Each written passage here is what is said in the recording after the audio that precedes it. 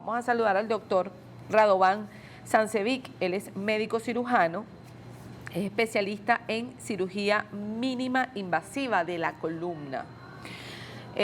Con él vamos a comenzar a hablar sobre la anatomía de la columna vertebral. Doctor, gracias por estar aquí. Vamos a empezar a definir un poco cómo está conformada nuestra columna vertebral, porque con el paso de los años empezamos a sentir quizás los embates de las malas posturas y empezamos a compartir información con otras personas. Eso debe ser una hernia discal.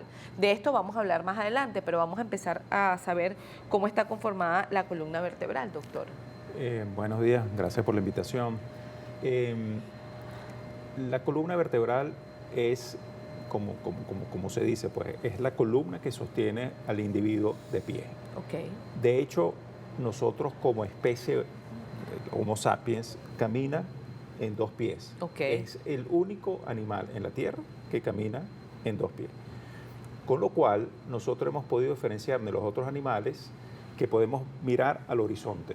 Los monos miran hacia abajo. Ok, cierto. Entonces, gracias a modificaciones en la columna, nosotros estamos erectos. Por eso somos el Homo erectus. Y eso es, digamos, lo más importante para nosotros. Ahora, como la columna es lo más, digamos, importante, digamos, de nuestro cuerpo, ella tiene sus problemas porque todo gira alrededor de la columna.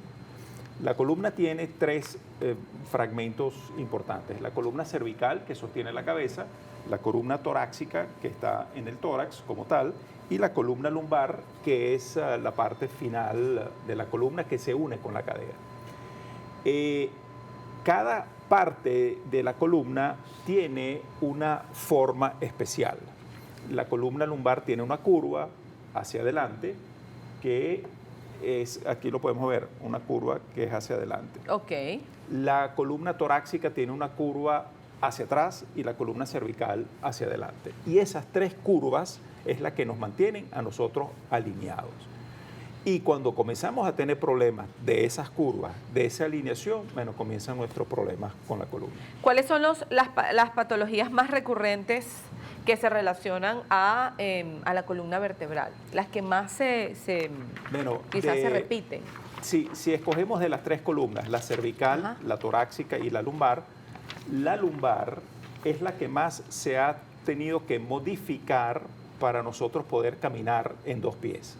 Ajá. Y es la que soporta el peso del cuerpo, con lo cual nuestra columna lumbar es la que más problemas va a tener. Okay. Entre las patologías cervicales, o sea, primero es la lumbar en porcentaje. Sí, yo sí. te pudiera decir que nosotros vemos el 70% de las enfermedades son lumbares, el 25% cervicales y apenas un 5% las torácicas. Ok. Con respecto a la lumbar, ¿usualmente son hernias discales?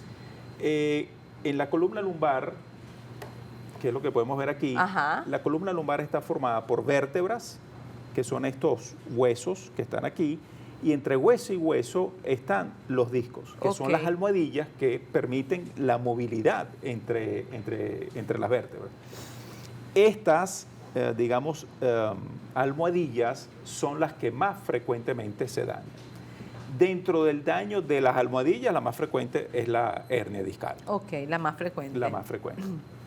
Ahora esto, ajá, pero, disculpa. No, ahora, no todo es hernia discal. Okay. Porque entonces todo el mundo dice que tengo una hernia discal. No, la hernia discal es una parte de los problemas. Hay muchísimos otros problemas. Entre esos, ¿cuáles son, doctor?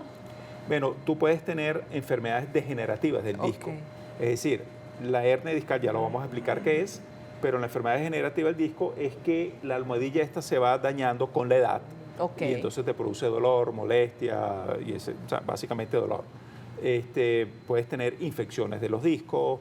Infecciones en los discos, eso se llaman disquitis. Disquitis. Eso es una patología probablemente de las enfermedades de columna, la que más duele es una infección del disco. Eso es horrible, es un paciente que no se puede ni mover del dolor. Y justamente, doctor, esto qué bueno que usted lo explica de esta manera, o sea, por lo menos esta infección de los discos, porque a veces el desconocimiento y estos dolores, me imagino, y usted por favor me corrige, si alguien con disquitis empieza con dolores paulatinos, o sea, van a aumento, o automáticamente un día amanece con ese fuerte dolor. No, Porque a veces uno confunde, por el desconocimiento, que no es médico, yo digo, ay, me duele como por aquí, eso es una hernia discal, la postura de la computadora, y resulta que lo que pudiera estar es presentando una infección de los discos. Sí. La infección del disco es una enfermedad que comienza progresiva, o sea, no es que amanecí tirado. Ahora, me estás mencionando del dolor lumbar crónico.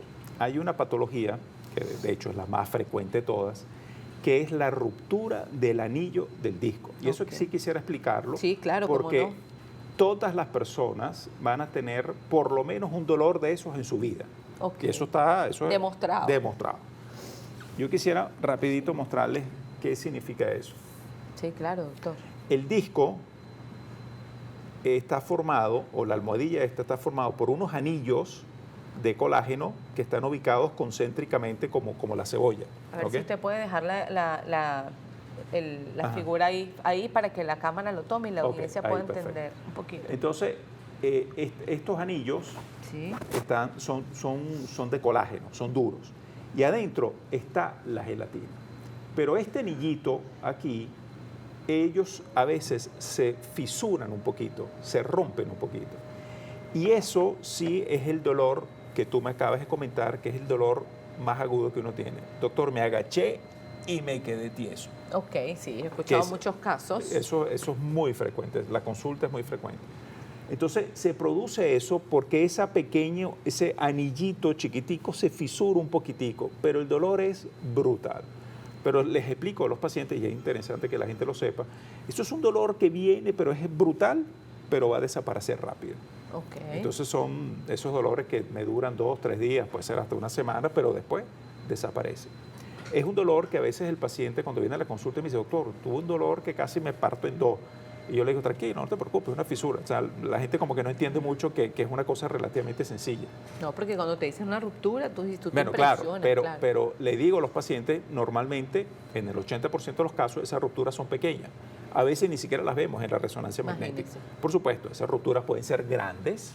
Y si esa ruptura es grande, por ahí, entonces, se sale el disco. Se sale la gelatina. Ok. Cuando esa ruptura del anillo es grande y se sale la gelatina, esa gelatina toca esto amarillo que es el nervio. Y eso es una hernia discal. Ok. Más o menos así de una manera fácil lo puede explicar. Exacto. Ahora, cuando algún paciente llega con esa fisura que usted dice que se cura en 3, 4 días, como que se solda eso allí, eso queda allí. El mismo cuerpo lo arregla. Okay. Afortunadamente hoy en día tenemos procedimientos mínimos invasivos para soldar esa fisura. A veces esa fisura es como más grande. Y como la que explica ahí, ¿no? Sí, más o menos, pero sin la gelatina que se salió. Entonces, oye, la fisura es grande, oye, doctor, ahí quedas con un dolor medio fastidioso todo el tiempo y hay procedimientos que nos metemos con una microaguja y vamos quemando eso y lo vamos, digamos, solidificando. Okay. El cuerpo es perfecto, doctor, por lo que usted está explicando y la anatomía de nuestra columna vertebral también lo es, ¿no? Definitivamente. O sea, todo definitivamente tiene una explicación lógica, una explicación básica, pero lógica del por qué nos movemos de esta manera, por qué se nos presentan ciertas patologías en alguna área de nuestro cuerpo. Entonces, ¿cómo identificar, doctor, cuáles son los síntomas de este dolor cervical? Para que la audiencia empiece un poco a... En la parte cervical hay dos dolores, digamos, básicos. Es el dolor de cuello, o sea, doctor, me duele aquí. Entonces, el dolor de cuello, obviamente pueden ser muchas cosas, muy frecuentemente son dolores musculares, ¿ok? Y aparte del dolor de cuello, tienes el dolor, doctor, me duele el cuello, pero el dolor se me va hacia el brazo. Eso sí es una hernia discal cervical. Okay. Entonces hay que definir si el dolor es solo el cuello o si el dolor se va hacia el brazo. Cuando el dolor se va hacia el brazo, es muy probable que sea un problema cervical. En los dolores cervicales hay muchas patologías, hay muchas enfermedades. No todo es la columna, también los músculos se enferman. Entonces hay que ¿Y definir... por qué se enferma un músculo, doctor? Bueno, se enferman.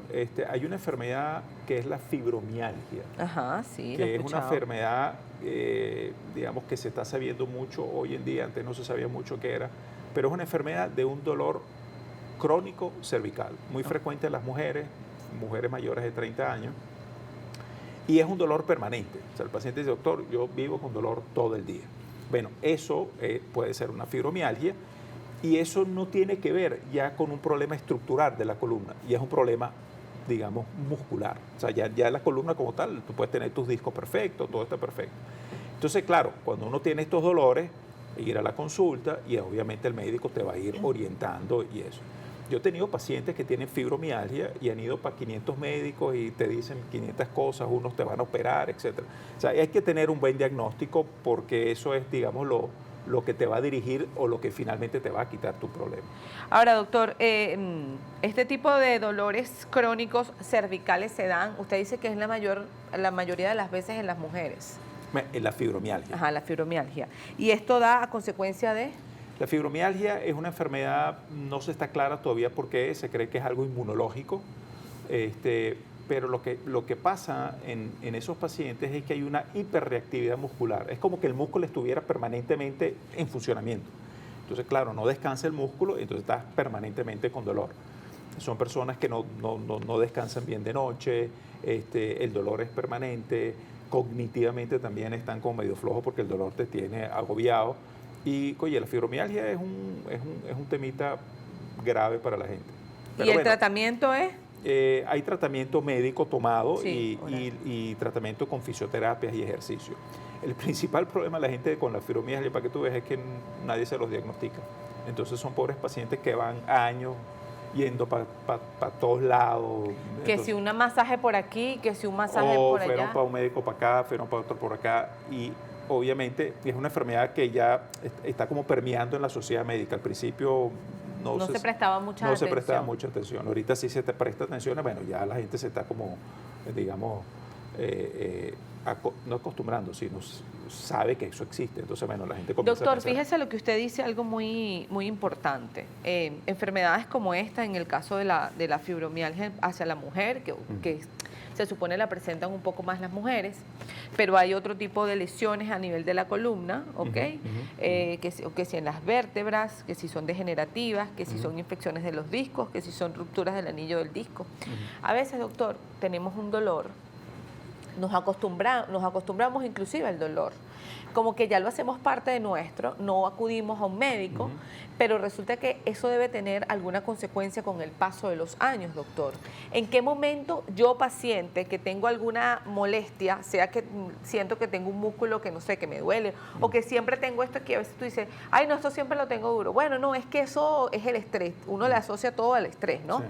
Y a veces por el mismo tema de asociarlo al estrés, no acudimos a un especialista, sino que nos vamos con alguien que de repente nos haga un masaje, nos coloque ventosa, nos inyecte, etcétera, etcétera, y dejamos pasar el tiempo.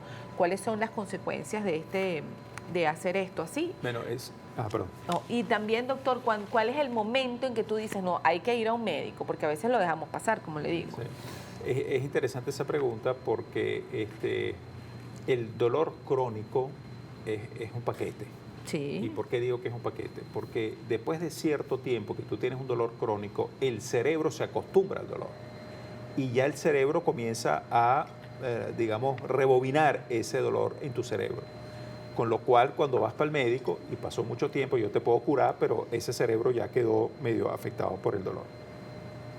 En líneas generales, lo que yo le digo a los pacientes es importante saber que te duele.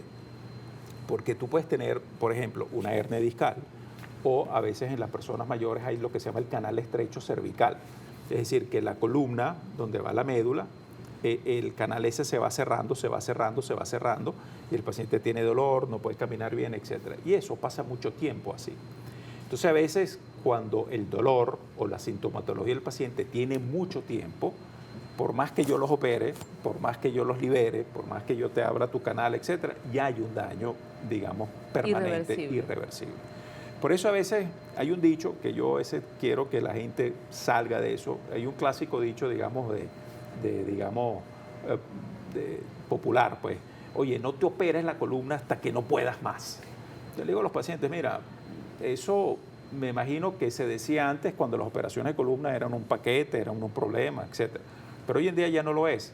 Entonces, si tú esperas hasta el final, por más que yo te opere, ya tus nervios están dañados. Entonces, bueno, Entonces termina después la campaña de me operé, pero el doctor no fue bueno, lo típico, ¿no? Porque entonces le das largas. Yo sí he escuchado este clásico dicho, como usted dice, no te opere, el que se opera de la columna queda mal, no queda bien, queda peor inclusive, se ha llegado a decir. Y lo dicen personas que ni han sido operadas de columna, ni son médicos. Sino que se dejan llevar hasta por comentarios de terceros o cuartos. Y ahí pero ese dicho tampoco vino a la ligera. Realmente, la cirugía de columna, décadas atrás, tenía sus problemas. Para que tú veas, hace 20 años atrás, 25 años atrás, de cada 100 personas que se operaban la columna, por lo menos 25 personas, entre 20 y 25, iban para una segunda cirugía. Y eso posiblemente era porque iban muy tarde, ¿no?, a ser intervenidos quirúrgicamente. Es por muchas causas, pero una de las causas era porque realmente la cirugía de columna ha ido evolucionando dramáticamente en esta última década.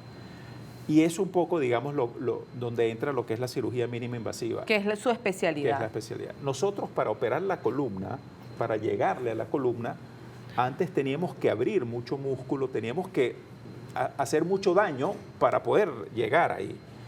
Ese daño, para poderle llegar ahí, con la cirugía mínima invasiva, la hemos eliminado. Entonces, ese problema ya no lo tenemos. Con lo cual, digamos, la cirugía de columna ha cambiado mucho con esta... Y la palabra lo dice, cirugía mínima invasiva de la columna. Exactamente. Tenemos que ir a una pausa, doctor.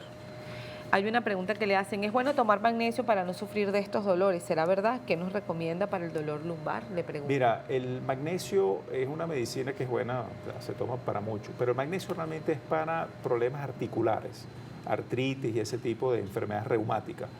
Un magnesio no te va a servir para una hernia discal.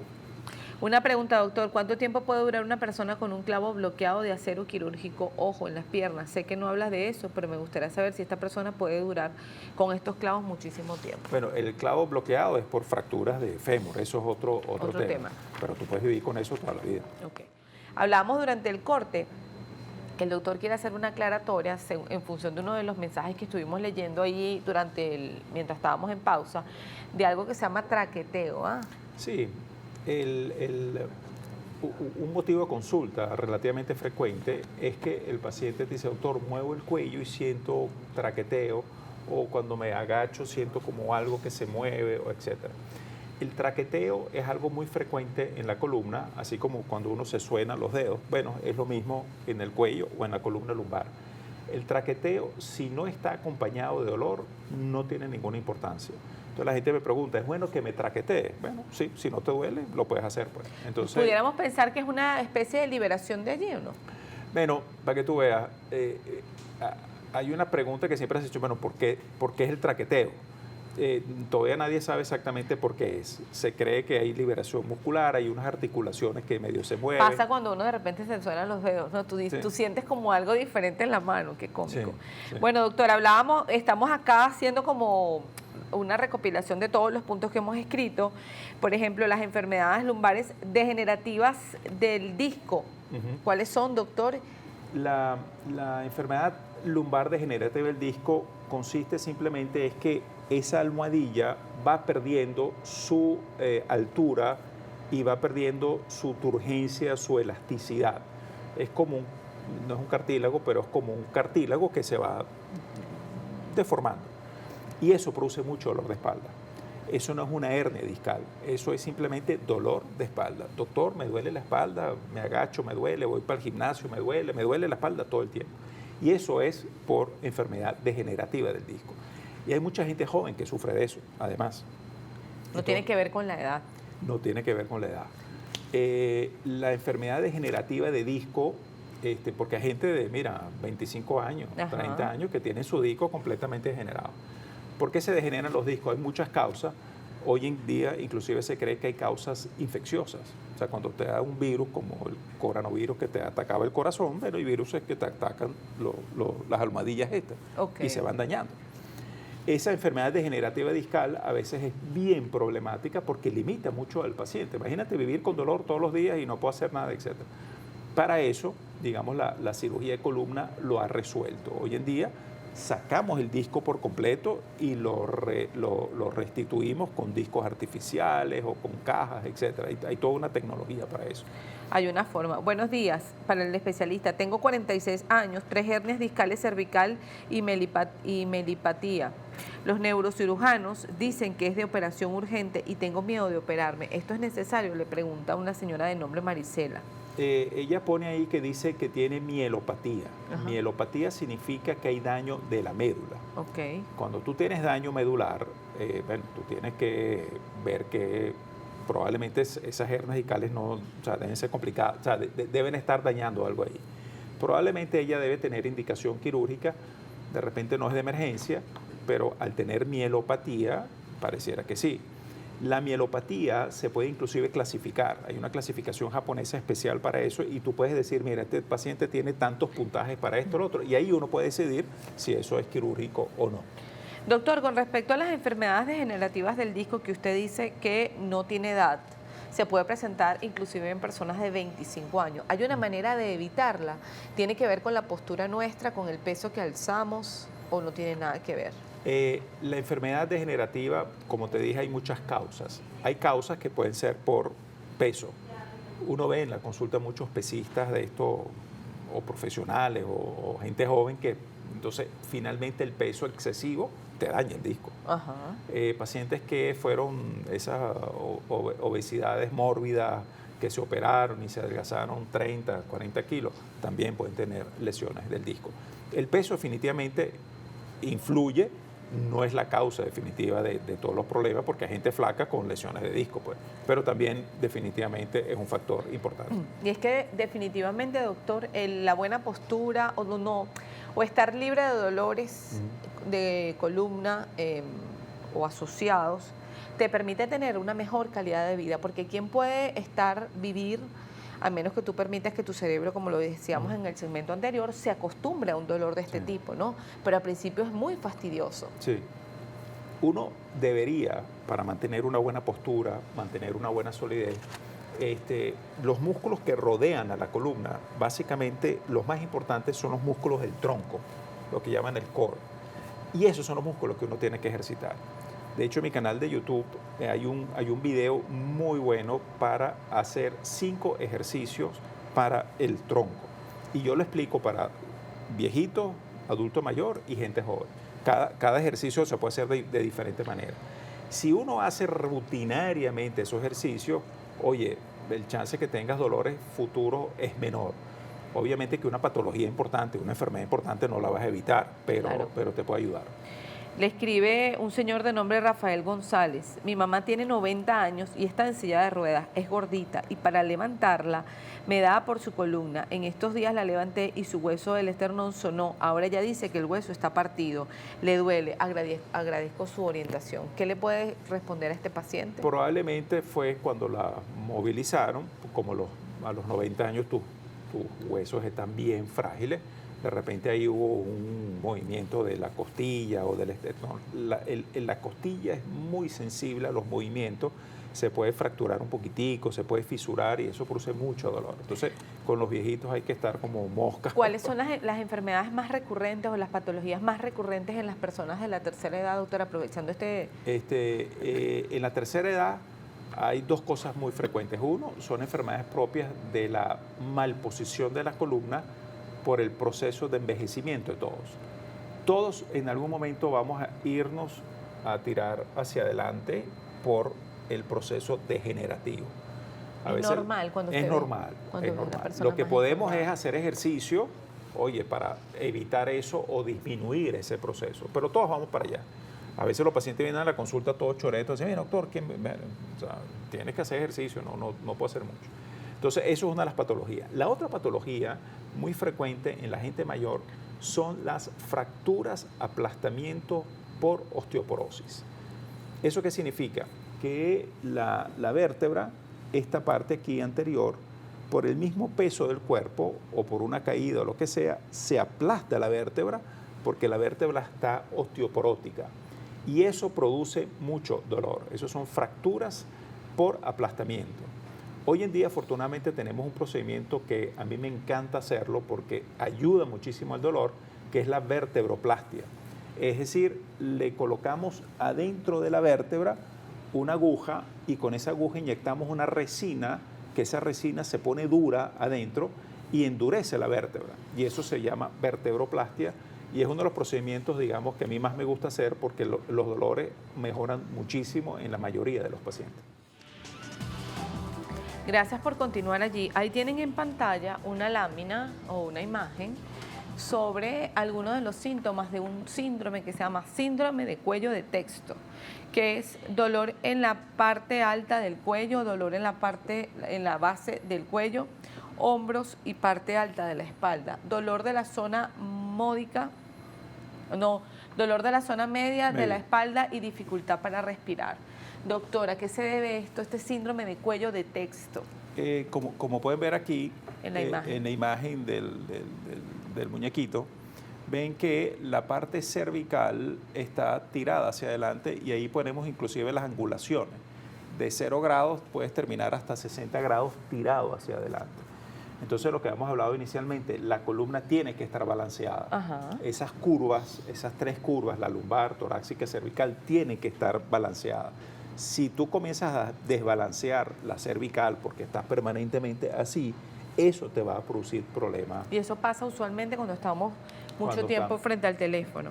Cuando estamos frente al teléfono, hoy en día todo el mundo está frente a una computadora, los niños juegan todo el tiempo con el celular. A veces vemos en sitios a los niños que están así, frente a un teléfono. ¿Cuál es el daño a futuro? A un futuro inmediato los niños pueden... No, inmediato no. ¿Por qué? Porque afortunadamente la columna del niño es muy flexible. O sea, ellos se pueden mover y tú sabes, la flexibilidad es su gran ventaja. Pero si te acostumbras a eso, cuando comienzas a crecer y comienzas ya, digamos, rigidizar la columna, vas a tener problemas.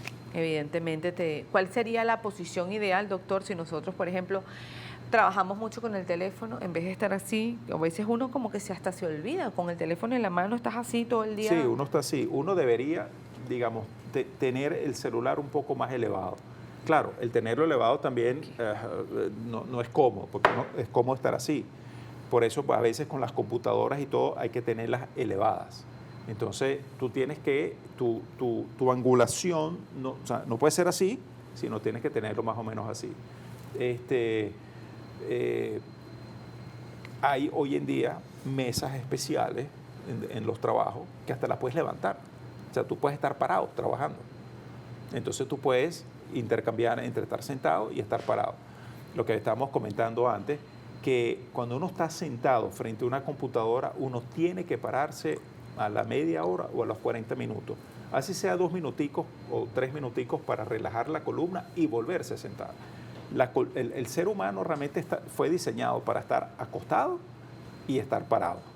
Pero la silla es Por eso hay tantas afectaciones a nivel de columna cuando pasamos tantas horas frente al teléfono, frente a una computadora, para quienes trabajan desde la casa, ¿no? Que lo descubrieron inclusive con el tema del COVID. Cuando tú estás trabajando en una computadora, no estás así, recostado, usualmente estás así. Exactamente. Y cuando la gente comenzó a trabajar en la casa, las sillas de la casa no son sillas de oficina, ni son sillas con apoyo dorsal, ni nada por el estilo, ni lumbar, etcétera.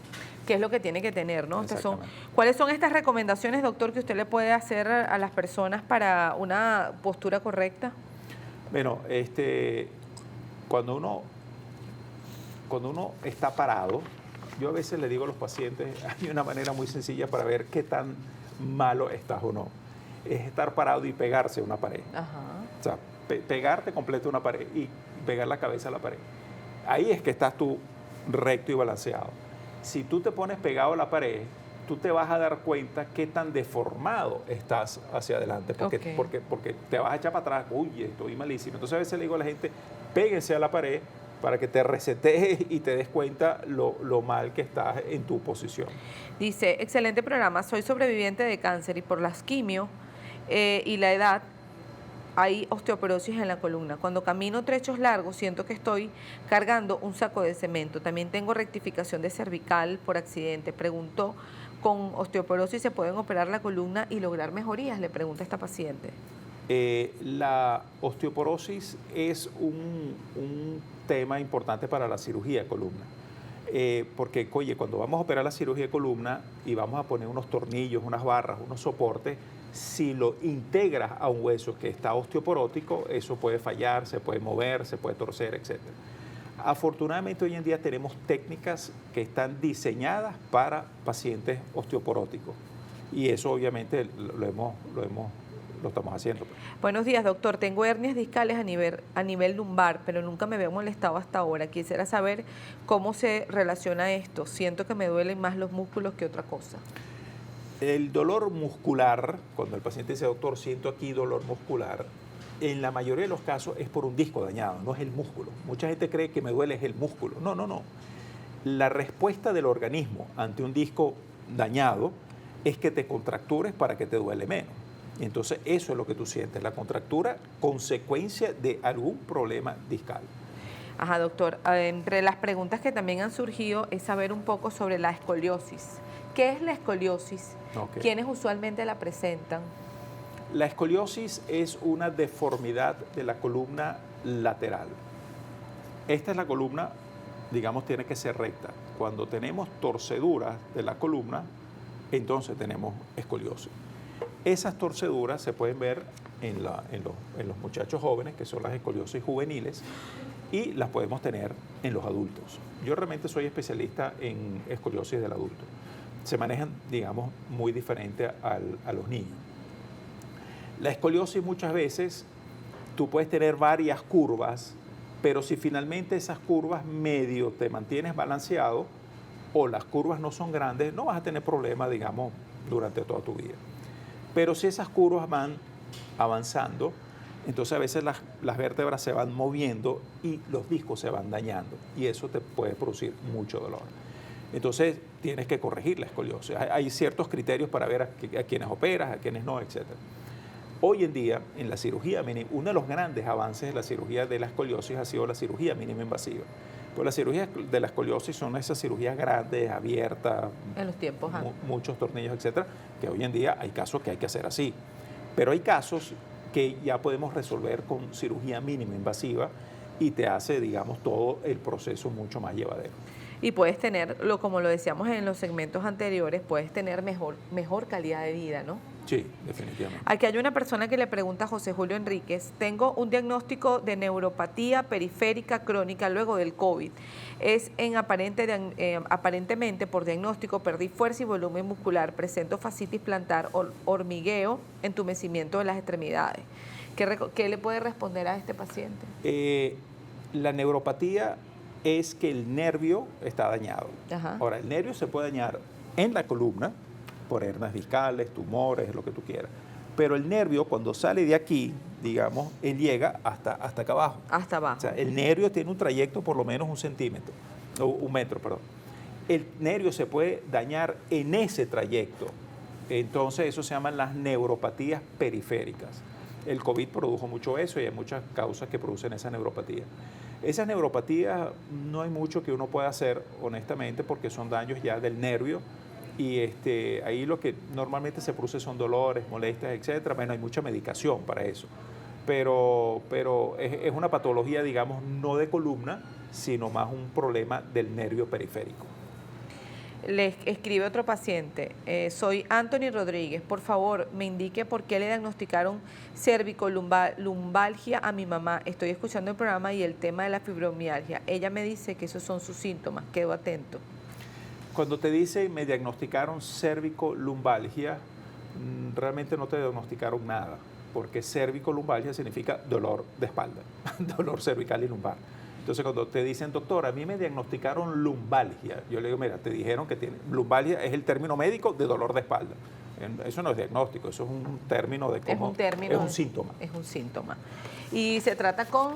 No, ahí hay que ver por qué tienes el síntoma. Doctor, por ejemplo, el estrés, ¿cómo está asociado el estrés y el dolor cervical? Mira, es una buena pregunta.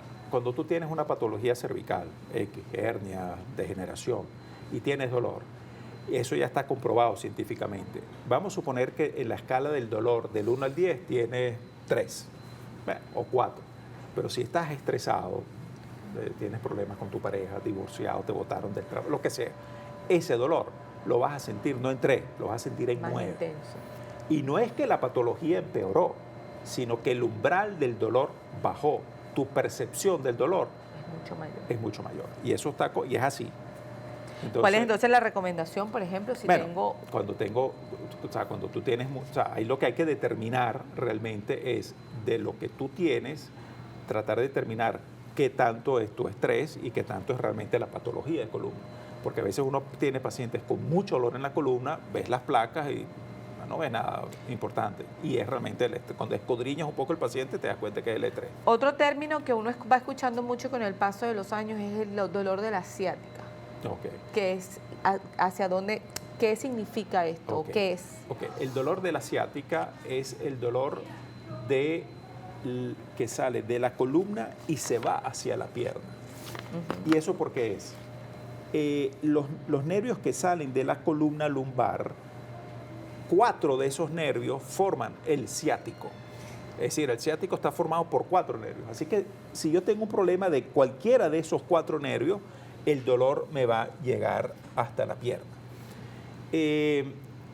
La causa más frecuente de la ciática es la hernia discal. Okay. Es decir, cuando la gelatina se sale de ese anillo y toca el nervio, eso es la ciática.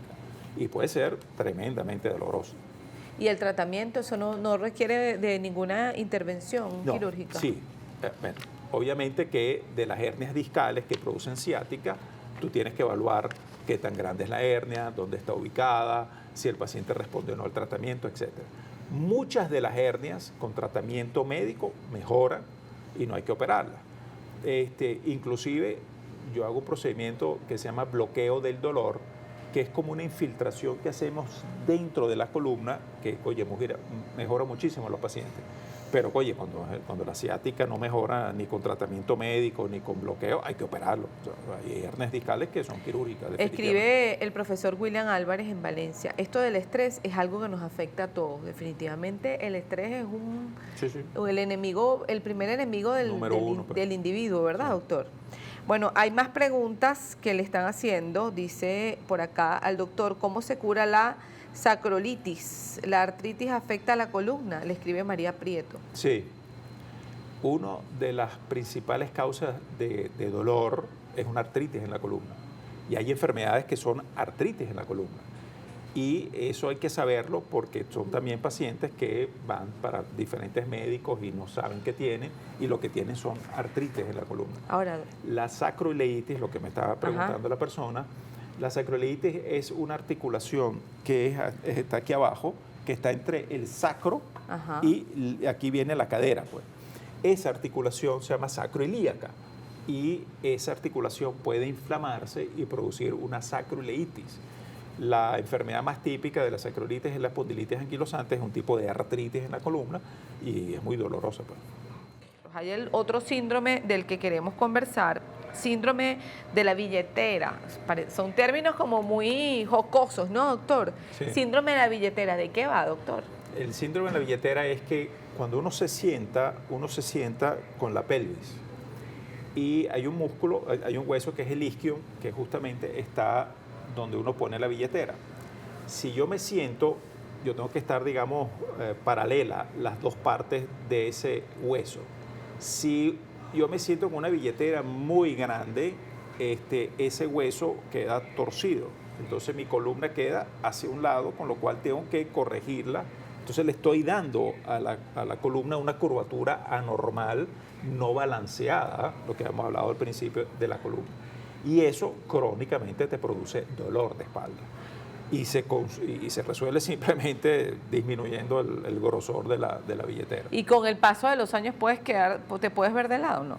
Bueno, así como para quedar permanentemente no, pero sí vas a tener un dolor lumbar crónico. Y a veces no sabes ni por qué es y ves que las placas, todas esto, cuando te das cuenta el paciente tiene una billetera que parece una yaca, pues entonces... Bueno, de hecho hay otra lámina, doctor, a propósito de este ejemplo. Hay unas láminas con los ejemplos de los tipos de curvaturas o de deformidades de la columna. Sí, esta que es que las deformidades laterales, cuando ves el paciente frente, es la escoliosis. Okay. Es un poco muy frecuente.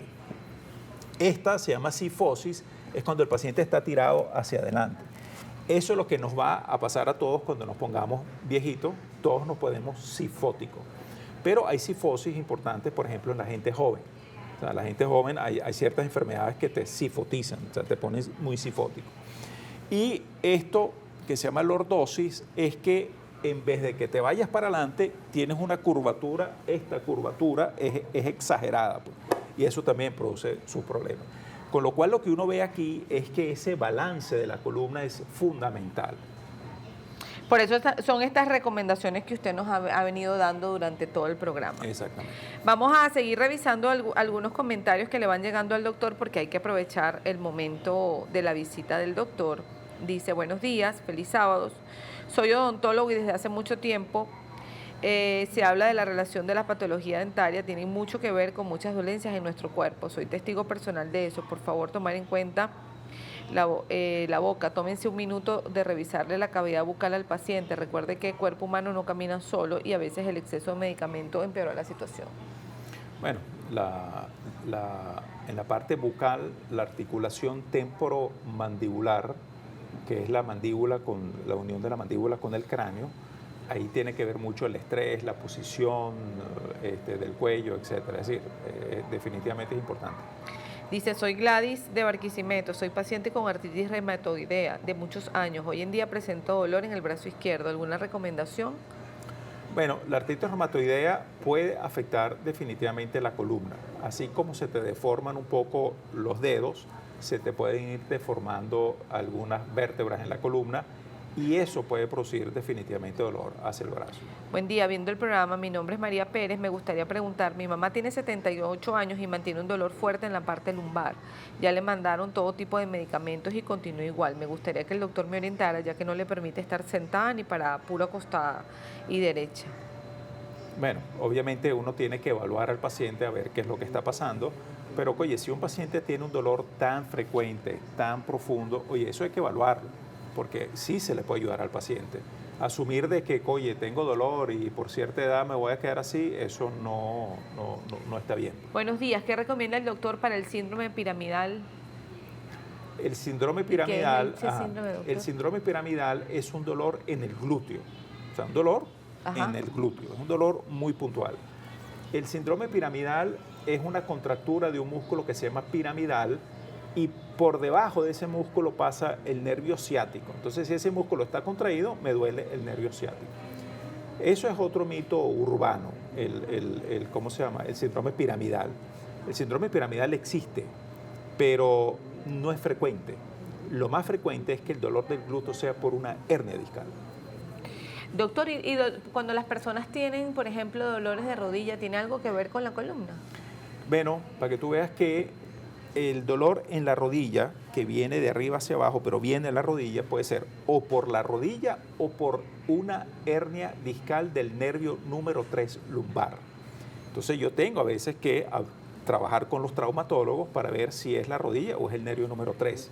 Pero sí hay, digamos, momentos donde la rodilla puede doler, no por la rodilla, sino por el nervio número 3 lumbar. ¿Se puede vivir con osteopenia u osteoporosis sin necesidad de operación si está alojada en un anillo de la columna lumbar? Le preguntan. Entiendo que me están diciendo que si tengo osteoporosis me puedo operar de la columna. Bueno, sí te puedes operar, también dependiendo qué tipo de cirugía es y qué es lo que vas a hacer. ¿Las fajas correctoras funcionan? Las fajas correctoras a mí no me gustan. Ok. Y no me gustan ¿por qué? Porque las fajas correctoras, a la hora, la verdad, lo que te hace es que trata de evitar una posición viciosa, pero con algo externo. Y ese externo, cuando te lo quitas, vuelves a tu posición, digamos, tu mal posición. Con lo cual, aquí realmente lo que tú tienes que es ejercitarte para que tú mantengas tu buena posición. Dice, he tenido molestias describe Marilyn Somasa, he tenido molestias en la cervical, en el lado derecho, y quisiera saber qué estudio debo realizarme para determinar que tengo que ir al médico. ¿Cuándo un traumatólogo debe intervenir quirúrgicamente? ¿Cuándo el neurocirujano? ¿Y cuándo los dos? Le pregunta esta misma persona. La primera pregunta es, bueno, tengo dolor de espalda, que es el primer estudio que me tengo que hacer. Bueno, la placa simple de columna cervical de frente y lateral es como, digamos, lo más básico. Pero de todos los estudios, el que a mí más me gusta es la resonancia magnética porque te da una información amplia de todo lo que está pasando en la columna.